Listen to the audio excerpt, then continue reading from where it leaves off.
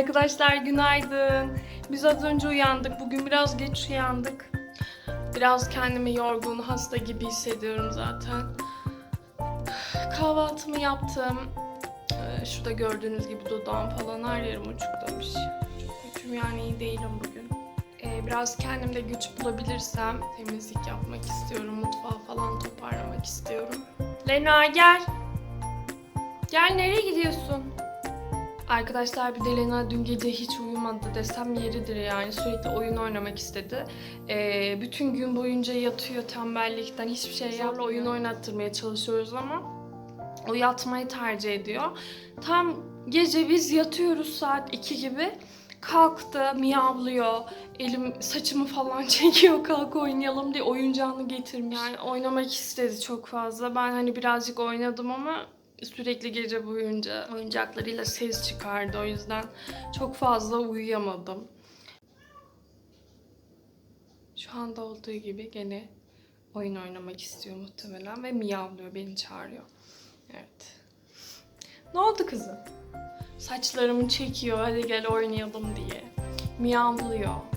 Ve asla böyle kapıyı üzerine kapattırmıyor. Lena bize ilk geldiğinde beraber yatmıyor ama sürekli kapıya gelip ağladı, kapıyı tırmaladı. Tırmaladı derken kapıya yani bildiğiniz patisini çıkartıyordu alttan. Ağlıyordu yani, içeri aldırtırana kadar uğraştı. Hani biz kıyamadık, aldık. Ertesi gün tekrar yerinde yatar diye. Ama asla kabul etmedi. O gün bugündür bizimle. Ama geceleri çok hareketli, sürekli oyun istiyor. Hani kedilerin geceleri canlandığını, oyun oynadığını biliyordum ama bu kadar da değil yani. Gece 3'te uyanıyor, oyuncaklarını getiriyor, miyavlıyor. Eğer uyanmazsak saçlarıma dokunuyor, saçlarımı böyle çekiyor falan. Bizim yatak odasında da yatağı var zaten, artık yatağını yatak odasına aldık, bizimle beraber yatıyor. İşte keyfi yetince geliyor yatıyor.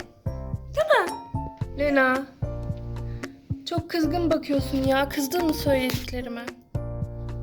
Çok akıllıdır benim kızım. Hiç yaramazlık yapmaz. Hiç.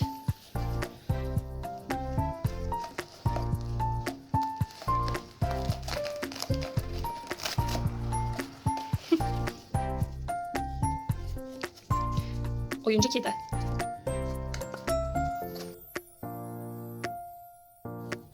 Arkadaşlar şimdi robot süpürgemi getirdim. Eskisi kadar iyi çekmemeye başladı. Aldığımız firmayla konuştum, gönderin biz bir bakalım dediler. O yüzden şimdi bunun paketini getirdim. İçine yerleştireceğiz, garantiye göndereceğiz, bakalım neyi. Yani bir anda iyi çekmemeye başladı, hatta hiç çekmemeye başladı. Daha önce de böyle bir sorun olmuştu. Beyazını almıştık biz normalde. Sonra işte 2 kere garantiye gönderdik. İkincisinde artık yapılamayacağını söylediler. Çünkü yazılımsal bir sorun oluşmuş. Bize siyahını gönderdiler. Gördüğünüz gibi siyahında da hep parmak izleri oluşuyor. Tuttular. Siyahında da bu sefer eskisi kadar kaliteli çekmemeye başladı. Tekrar iletişime geçtik. Gönderin biz bir bakalım, sensörlerine falan bir şey kaçmış olabilir, filtresine kaçmış olabilir dediler. O şekilde göndereceğiz. Bir gönderirim bakalım, inşallah tamam olur. Gerçekten ama bu süpürgeyi çok seviyorum. Eliniz ayağınız oluyor. Bir de evcil hayvan besliyorsanız gerçekten bu sizin eliniz kolunuz diyebilirim. Kesinlikle evinizde olması gereken bir şey. Hemen ben şimdi bunu paketine yerleştireyim.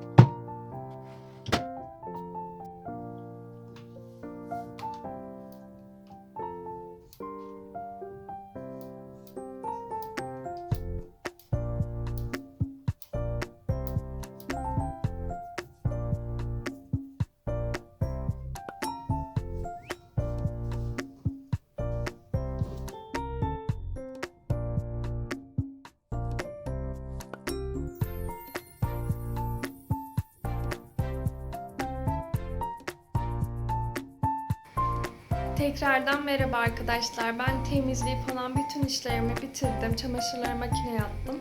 Şimdi onların çıkmasını bekliyorum. Mutfağa yemeğe geçtim. Kırmızı biber dolması yapacağım. Okan'ın gelmesine yaklaşık yarım saat falan var. Pirinçleri şu anda demleniyor. Demlendikten sonra dolduracağım. Arkadaşlar vaktinizi ayırıp beni izlediğiniz için çok teşekkür ederim. Çok sağ olun. Herkese iyi akşamlar diliyorum. Hoşça kalın.